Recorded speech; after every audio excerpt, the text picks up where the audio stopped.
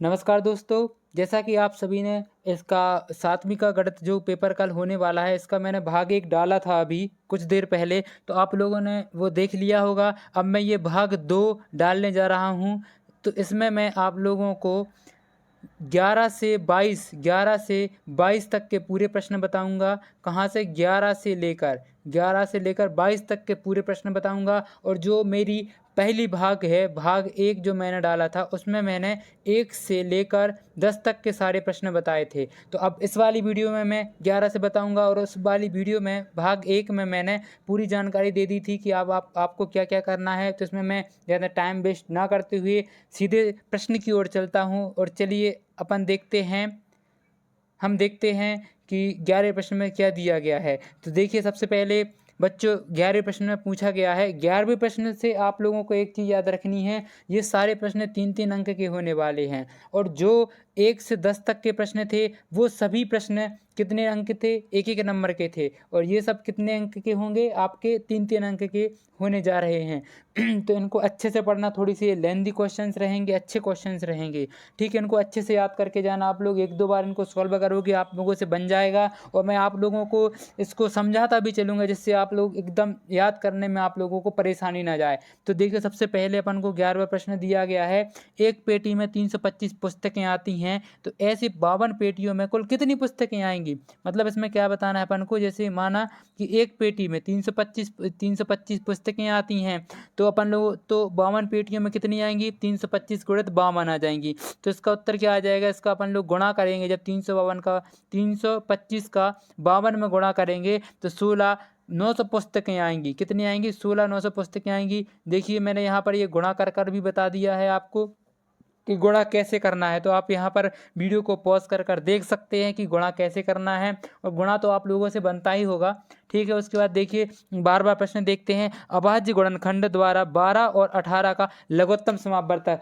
दोस्तों, हर एक परीक्षा में ये लघुत्तम समापवर्त पूछा जाता है। आप त्रैमासिक दे लीजिए, आप वार्षिक या अर्धवार्षिक कोई भी हो, तो ये बहुत महत्वपूर्ण प्रश्न बन जाता है लघुत्तम समापवर्त का। तो ये अच्छे से करके जाइएगा आप याद, क्योंकि यही पेपर आने वाला 100%। आपने देखा होगा कि जो मैं पेपर डालता हूँ वही पेपर आता है।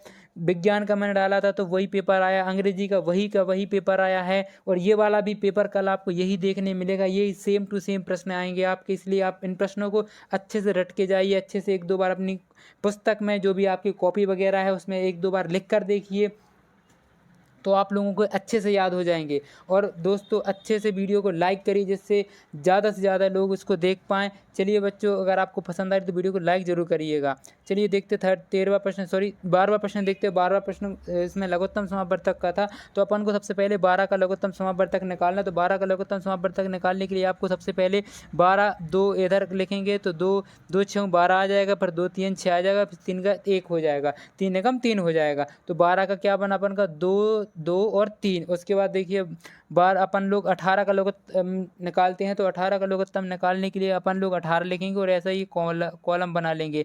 ठीक है, उसके बाद इसमें अपन लोग 2 का गुणा देंगे। सबसे पहले 2 का भाग देंगे, तो 2 नाम 18, 3 9 और 3 एकम 3, ये इसका आ गया 18 का। तो अब इन दोनों में से अपन लोग देखेंगे कि सबसे पहले अपन लोग देखेंगे कि दो कॉमन इन दोनों में, तो 2 लिख दिया अपन ने। इनमें एक जोड़ा बन रखा है का, एक तो 3 का जोड़ा बन रहा था, अपन ने 3 लिख दिया, 2 लिख दिया, इनके लिख लिए, और 3 ये है तो 3 एक बार लिख लिया ये।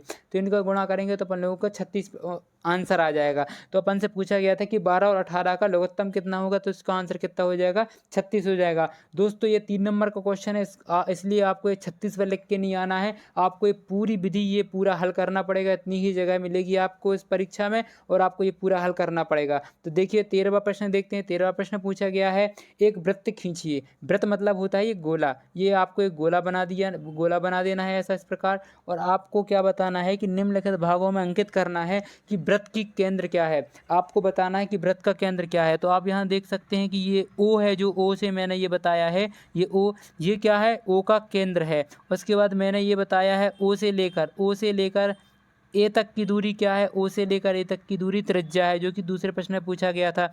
तीसरे प्रश्न में पूछा गया है, वृत्त के अभ्यंतर में एक बिंदु है। जो वृत्त है, अगर इधर अपन लोग ये बिंदु रख दे तो उसको क्या बोला जाता है, ये पी बिंदु है। ये अपन को तीसरे प्रश्न में बताना था। तो ये एक एक जो क्वेश्चन पूछा गया है इसमें एक एक क्वेश्चन एक एक नंबर का है। अगर आप एक ये बस करके आओगे तो 1 नंबर मिलेगा, ये तीनों लिख के आओगे तो 3 नंबर मिलेंगे। वैसे ये बहुत सरल है, आप 3 नंबर लेके आइएगा, इसमें पूरा लिख के आइए। 14 प्रश्न दोस्तों इसमें पूछा गया है, जैसे 14 प्रश्न में कि संख्या रेखा का प्रयोग करते हुए 5 और ऋण 3 का योग ज्ञात करना है। ये भी 3 नंबर का प्रश्न है दोस्तों। इसमें 5 धन ऋण 3 बराबर 2। अपन लोग ऐसा लिखेंगे, मतलब 5 धन ऋण 3 करेंगे तो यहाँ क्या आ जाएगा, इसके बराबर में 5 ऋण 3 बराबर 2 आ जाएगा इसका। तो मैंने यही लिखा। उसके बाद अपन लोगों को ये लंबन लाइन में समझा देना। ये लंबन लाइन बनानी जरूरी है आपको, क्योंकि इसमें लिखा था कि संख्या रेखा में कैसे प्रयोग करना है। ये प्रश्न पूछा गया संख्या रेखा में, तो आपको ये रेखा बनानी पड़ेगी। अगर ये बना के नहीं आओगे तो आपके नंबर कट जाएंगे, इसीलिए दोस्तों ये रेखा जरूर बना के आना आप। और इसके बाद देखिए 15 प्रश्न। 15 प्रश्न पूछा गया है, दी गई आकृति का क्षेत्रफल ज्ञात कीजिए। आपको एक आकृति दी गई है, आपको दिख रही होगी। ये ऐसे आकृति आपके पेपर में बनी आएगी, इसी प्रकार बनी आएगी। 2 सेम पेपर आने वाला है आपको। आप बिल्कुल ये मत अंदर अपने उसमें रखिए कि पेपर गलत होगा, बिल्कुल यही पेपर है। और ना पेपर चेंज होगा, पेपर ना कुछ होगा। एक बार पेपर बनता है, दोबारा नहीं पेपर बनता। इसलिए आप इसको बिल्कुल अपने अंदर से ये भ्रम निकाल दीजिए कि दूसरा पेपर रहेगा या सुबह से पेपर कोई चेंज कर दे, तो ये बिल्कुल नहीं होता है दोस्तों। यही पेपर आएगा, यही 100% पेपर आने वाला है। इसलिए आप अच्छे से रट के जाइए, एक ही बार पूरा रात भर में रट लीजिए। देखिए आपको दिया गया है ये चित्र, आकृति में 2 आयत दिए गए, एक आयत ये दिया गया, एक आयत ये दिया गया है। 2 आयत का क्षेत्रफल निकाल लेना है इस प्रकार, और आपको ये 9 वर्ग का इसका क्या आ जाएगा, उत्तर आ जाएगा। देखिए 16 प्रश्न दिया गया है हमें कि दी गई आकृति, इसमें भी एक आकृति दी गई ये, और इस आकृति में अपन को बताना है कि 2 रेखाखंड कौन कौन से हैं। तो सिर्फ आप लोगों को रेखाखंडों के नाम लिखना है। जैसे मैंने इसमें लिख दिया है कि 2 रेखाखंड, एक तो पी हो गया, एक एस टी हो गया, एक पी आर हो गया। ये पी और आर एक रेखाखंड हो गया। ये इसमें दिख रहा है, मैं ओवरलाइन नहीं करने तो आपको समझने में प्रॉब्लम होगी। ये पी आर दिख रहा है एक, और एक एस टी दिख रहा है आपको। उसके बाद 2 रेखाएं बतानी थी, तो 2 रेखाएं अपन को पी आर, एक तो ये पी आर रेखा और एस टी रेखा यही दिख रही है। उसके बाद 2 बिंदु बताने थे, तो क्यू और एन 2 बिंदु हैं। कहाँ है ये, क्यू है एक ये बिंदु, एक ये है, और उसके बाद एक एन बिंदु ये है। और ओ एम क्या है, ये भी एक वो है, रेखा ही है, उस पर लंबवत रेखा है। तो इसमें बिंदु बतानी थी, तो आपने बिंदुओं का नाम लिख देना है, रेखाओं का नाम लिख देना है, और रेखाखंडों का नाम लिख देना है। ये तीनों प्रश्न बन जाएंगे। आपसे कोई भी दिक्कत आए तो आप कमेंट करके जरूर बताइए कि सर मुझे इस क्वेश्चन में प्रॉब्लम जा रही है, या फिर ये क्वेश्चन गलत है, तो मैं उस क्वेश्चन को सुधार दूंगा। ठीक है मित्रों, वैसे पूरे क्वेश्चन सही हैं, पूरे मैंने अच्छे 2-3 बार चेक कर चुका हूँ मैं, पूरे क्वेश्चन एकदम सही है। अगर बाई चांस कहीं गलती हो जाए तो आप बता देना कमेंट कर। ठीक है बच्चों, 17 प्रश्न देखते हैं। 6 सेंटीमीटर लंबा एक रेखाखंड खींचकर उसका लंब समद्विभाजक खींचिए। अब ये समद्विभाजक आपको ऐसे बना देना है, ये देख सकते हैं आप समद्विभाजक कैसे बना देना है। उसके बाद 18वां प्रश्न देखिए। 18वां प्रश्न दिया गया है, 30 विद्यार्थियों की कक्षा में 6 फुटबॉल, 12 क्रिकेट और शेष सभी टेनिस पसंद करते हैं, तो फुटबॉल पसंद करने वालों की संख्या टेनिस में कितनी होगी। तो देखिए अपन लोगों के फुटबॉल कितने टेनिस कर रहे हैं, 6 और 12 का रेशियो आ गया। जैसे 6 ये कर रहे हैं, 12 ये कर रहे हैं, तो 18 हो जाएगा। 6 और 12 18। उसके बाद 30 में से अपन लोग 18 को माइनस कर देंगे, सब्ट्रैक्ट कर देंगे, घटा देंगे, तो 12 टेनिस के खिलाड़ी आ गए।